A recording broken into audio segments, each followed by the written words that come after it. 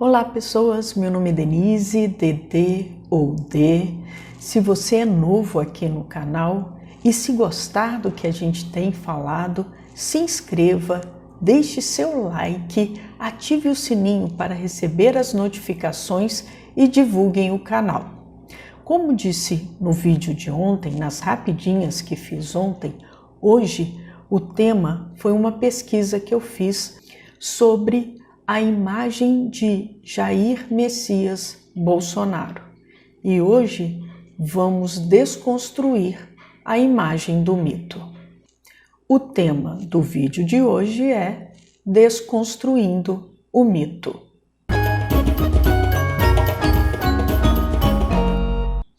Bom, pessoas, o que eu tenho feito no canal desde o seu início é trazer notícias e informações e, com um pouco de humor, às vezes dou uns pitacos, mas todas as notícias e informações que tenho trazido para vocês são verificadas e são fatos que têm ocorrido no nosso dia a dia e que acabam interferindo em nossas vidas.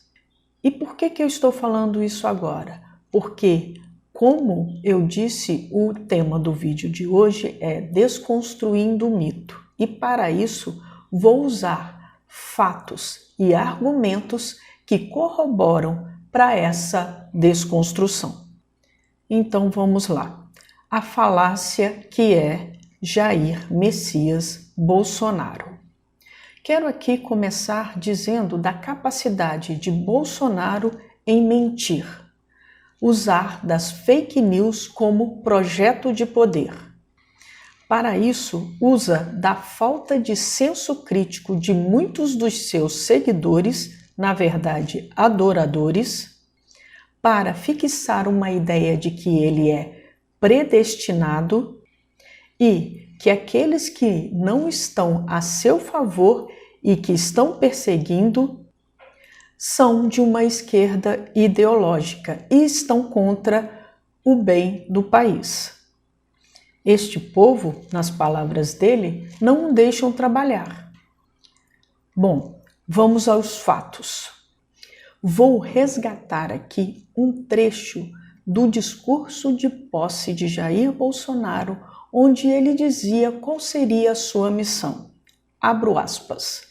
Restaurar e reerguer nossa pátria, libertando-a definitivamente do jugo da corrupção, da criminalidade, da irresponsabilidade econômica e da submissão ideológica. Fecho aspas.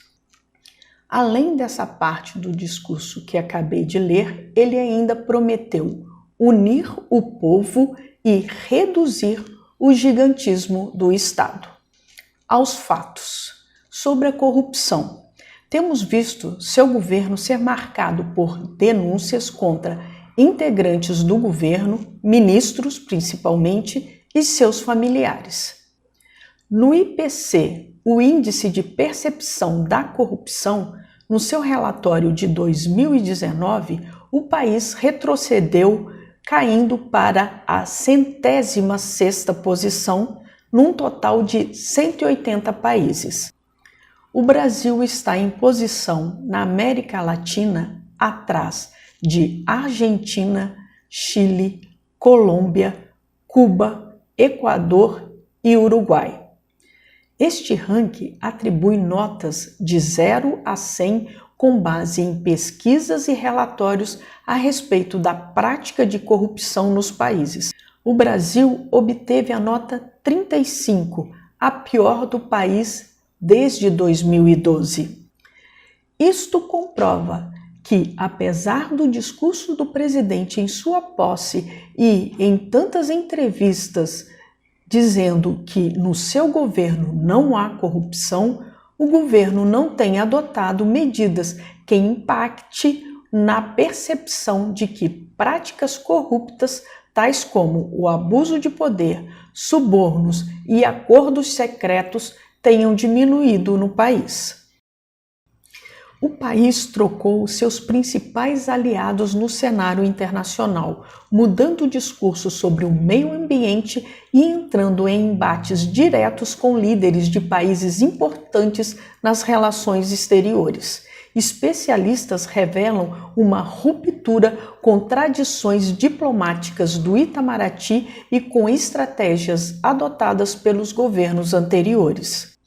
E dentro do governo há uma disputa constante entre três grupos: os militares, os olavistas e a equipe econômica. Existe uma tensão permanente entre ideologia e pragmatismo.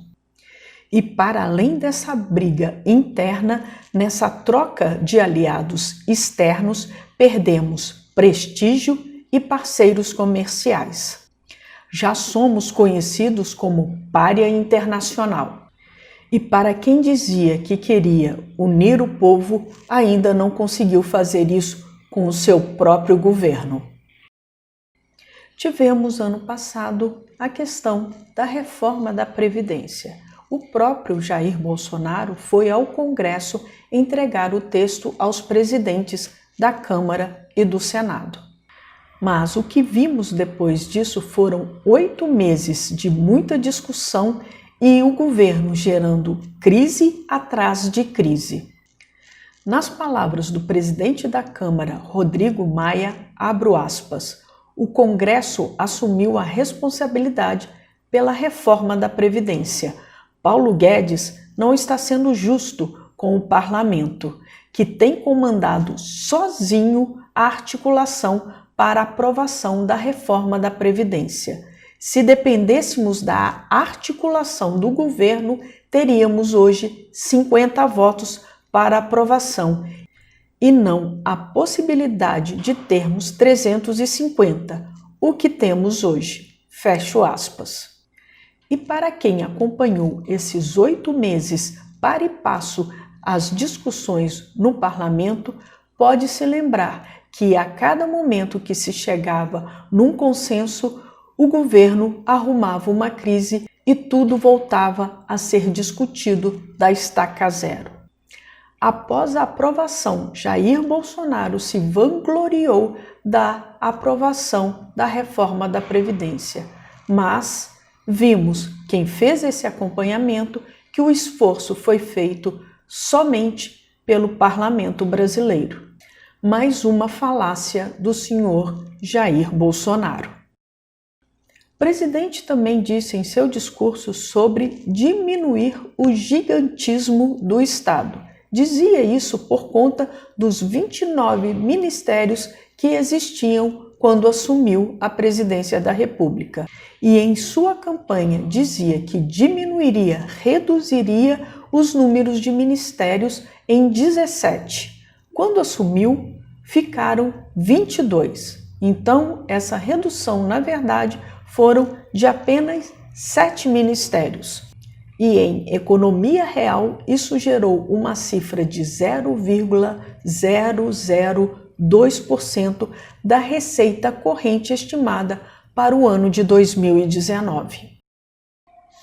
Se vocês se recordam, também na campanha, Bolsonaro bradou aos 4 cantos que assim que assumisse, abriria a tal caixa preta do BNDES.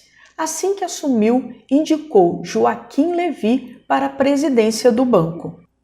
Mas Joaquim Levy acabou pedindo demissão por conta da pressão que Jair fazia para que ele achasse as tais irregularidades dos governos anteriores. Com a saída de Levy, Bolsonaro indicou o jovem Gustavo Montezano para a presidência. E logo que assumiu a presidência do BNDES, contratou uma auditoria no valor de 48 milhões de reais para as tais investigações. E em suas palavras, após receber o relatório da auditoria, abro aspas, o fato é que, até hoje, nada de ilegal foi encontrado dentro do BNDES. Entendemos que hoje não tem mais nada a ser esclarecido à população sobre a atuação do BNDES no passado. Fecho aspas. Então, pessoas, vocês estão vendo as falas de Bolsonaro e os fatos totalmente desassociados. Não se acha uma verdade nessa pessoa. Tivemos agora, no início do ano, logo que a pandemia se instalou em nosso país, a questão do auxílio emergencial. Depois de muita crítica, o governo resolveu encaminhar um texto para aprovação do Congresso Nacional. Nele, se dizia no auxílio no valor de R$ 200 que seriam pagos apenas aos profissionais autônomos. Mas houve uma mobilização dos partidos de esquerda dentro do parlamento para que o valor não fosse esse de R$ 200. E ao final das discussões chegaram ao valor de auxílio emergencial de R$ 600 para um número de 100 mil brasileiros vulneráveis.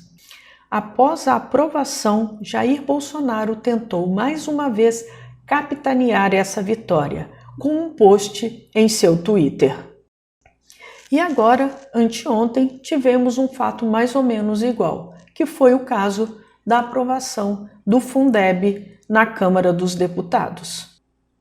O presidente tentou de todas as formas barrar essa aprovação de aumento da parcela que o governo entraria para o Fundeb nos próximos anos. Jair Bolsonaro tentou comprar os parlamentares com uma dotação de verba no valor de R$ 1 bilhão para prefeituras indicadas pelos deputados e senadores que votassem a favor das pautas de interesse do governo. E aqui seria Fundeb e a reforma tributária que foi entregue nessa semana. Derrotado novamente, Jair Bolsonaro fez um post no Twitter gabando-se da conquista.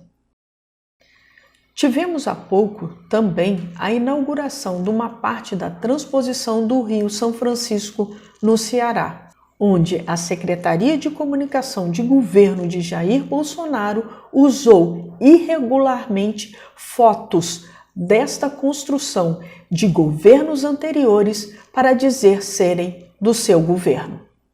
E aqui, pessoas, poderia continuar citando inúmeras falas falsas usadas pelo governo de Jair Bolsonaro para tentar promover-se. Nos sites Aos Fatos e Agência Lupa existem listas das declarações e ações falsas do presidente Jair Bolsonaro, todas verificadas.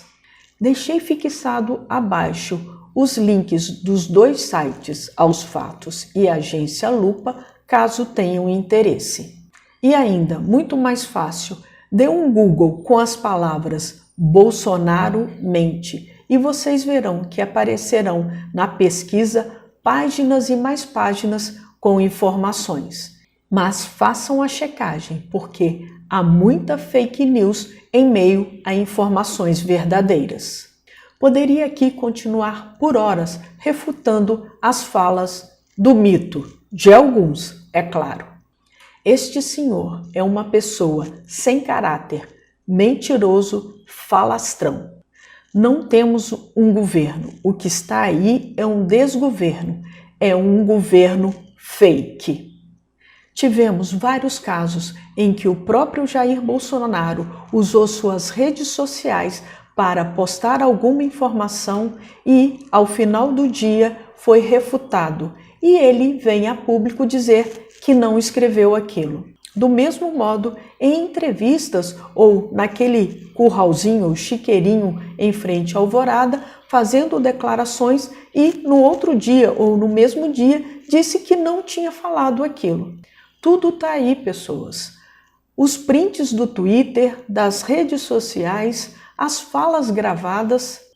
Temos em nossas mãos ferramentas para que essas informações sejam verificadas. Então, precisamos usá-las. Não sejamos enganados.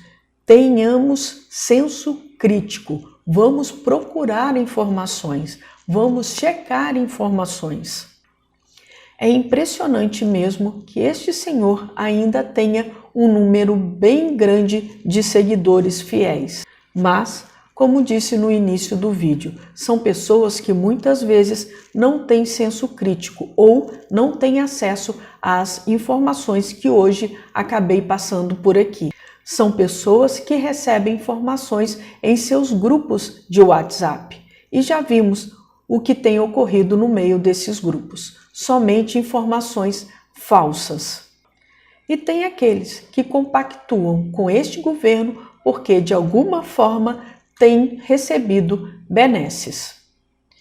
Para terminar o vídeo de hoje, vou deixar uma frase de Cora Coralina, que diz: todos estamos matriculados na escola da vida, onde o mestre é o tempo. E aqui, pessoas, o tempo dirá quem foi este homem.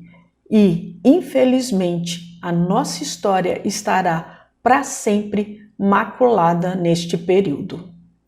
Todas as informações que eu trouxe no vídeo de hoje estão nos links fixados abaixo. Se cuidem, se precisar sair de casa, usem máscara, usem álcool em gel e mantenham a distância. Sua vida é muito importante. Obrigada por terem ficado comigo até o final deste vídeo. Como disse, se você é novo por aqui e gostou, assine o canal, deixe seu like, faça seus comentários, divulgue, ative o sininho para as notificações. Obrigada, valeu e até mais!